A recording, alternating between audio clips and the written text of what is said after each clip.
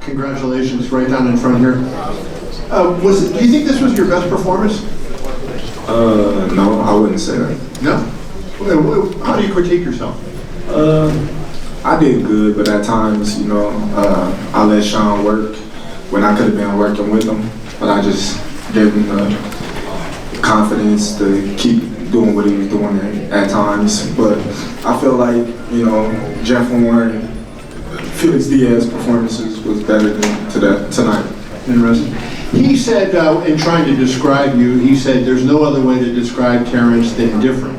When you hear somebody refer to you as different, what do you think they refer to that way, talking about you like that? Well, I think they refer to my versatility and my ability to adjust. And not only adjust, but adjust in a way where, I take away their strength and, make it their weaknesses.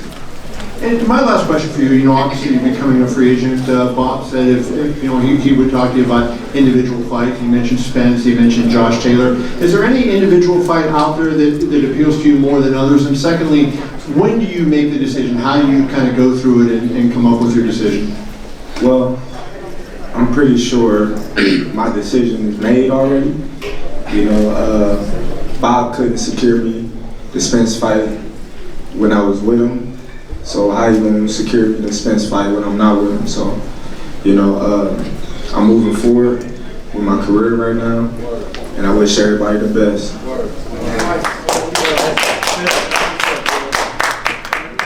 That's what's up, bud. Work time.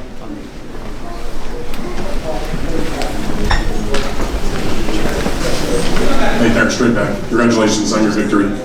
My question for you is, I know you were informed that Spence was here. They showed him up on the screen. He didn't stop Shawn Porter the way you did. His other losses against top guys, Arum and Thurman, were also about close decisions. Can you tell me about your thoughts about not only being the winner of the fight, but doing it in a manner in which those other guys that were at the top of the division did not do? You did it in a very spectacular way. You got to understand, it's been a long time coming. Everybody was downgrading the level of competition that I was fighting and said I'm not fighting nobody and this and that and that and this. But today, I got the opportunity to fight another top welterweight, as y'all said, and it showed today. It showed that the guys that I was fighting, they wasn't no pushovers, there wasn't no walkovers. Y'all might didn't know them because their name wasn't highly out there like the rest of our names, but they was talented fighters. They was undefeated fighters. They was hungry. They didn't have nothing to lose. They never lost before, so they don't know how to lose. But a lot of people, they criticize them and they see how I win, and they down talk him and they bash him and say, oh, well, he's not fighting nobody. Well, today I fought somebody and the same thing happened. But how did you feel that you were the guy that knocked him out and those guys couldn't? Well, it's the same, with anybody else. I was beating undefeated fighters. I was the first person to stop them and, make them look the way they did, and they never looked at the same after, and people will call them washed up and say, oh, well, they not this, they not that. But have you seen anybody do Kell Brook the way that I did?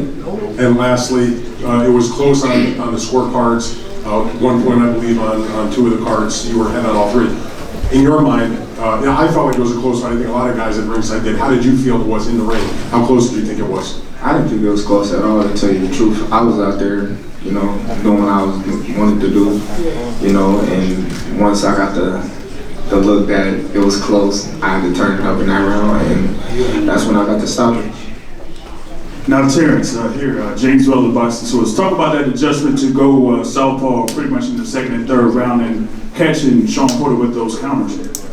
Well, Shawn Porter, he was just trying to land that overhand right, not seeing that I can catch him in between that shot. And the southpaw stance would be the best shot to catch him with. Terence, after a while where you were, done with the Spence fight, but from what you said to Bob, just now it sounds like you might want that fight once more. Do you want that fight still? And if it takes having to go to PBC, will you do that? Man, like I said before, man, I don't need Spence. I've been the #1 guy in the division since I came here.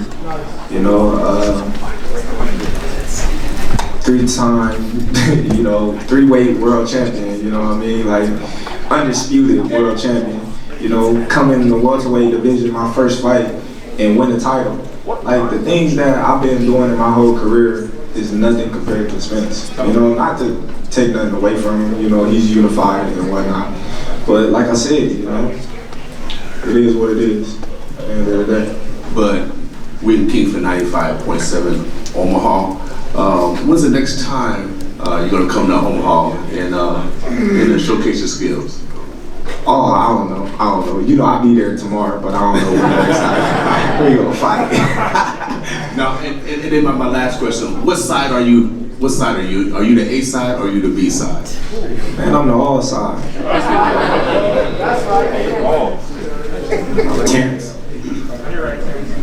Terence, Marcus Hayes, FightHype TV. Terence, I'd like to ask you, you landed a lot of thudding punches on Porter early in the fight. Was there any time in particular where you hit him and you said, look, I got him, it's almost over? What was the turning point for you? No, I didn't get to hit him like I wanted to in them early rounds. I believe I was grazing him a little bit. You know, I caught him with some good body shots that I know he felt. You know, but as far as to the head, I was grazing him because he was rolling. He had good head movement, and you know, I was kind of loading up at times. What went through your mind after the first knockdown? Oh, I got him. You know, once you know what I mean, I get him on the ground. You know, I'm coming back for the kill. Terence, it seems significant that Spence came to the fight.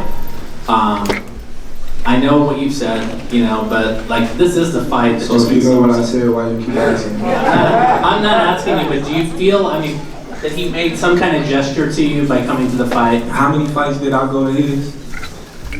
Did he make any gesture to fight me, or to call me out, or say, let's get in the ring? So nothing changes from this? Nothing changed.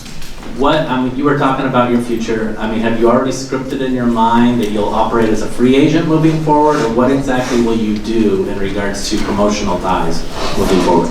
I don't know, I'm gonna let my little head butt heal up, and then, you know, we gonna go to the drawing board and see what's best for Terence Crawford and his career moving forward. Terence, Muhammad Mubarak with the Electronic Urban Report. How much more of this are you going to allow yourself to go through in this business of boxing? And what does your future hold beyond this?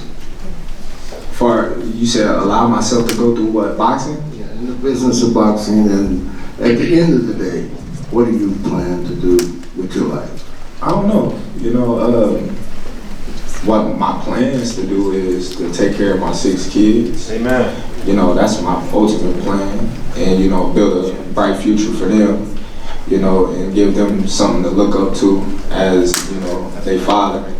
You know, so that's my ultimate plan. So everything I do is for them at the end of the day. Hey, Terence, right here, in the middle. Congratulations on the win. Earlier this week, you was pretty much tipping your cap to Canelo, you know, giving him praise, saying that he earned the #1 pound-for-pound spot. Do you feel like you definitively shut the door? You don't want to see any more Canelo at the top, only you? Canelo's a great talent. You gotta put him up there at the top. Like I said, you know, my performance today would determine whether you put me #1 or #2, you know, and that's not for me to decide, you know, it's all opinionated. So, you know, y'all make y'all opinion, y'all assumptions, and y'all do what y'all do. Y'all vote on it, and y'all tell me who's #1 and who's #2.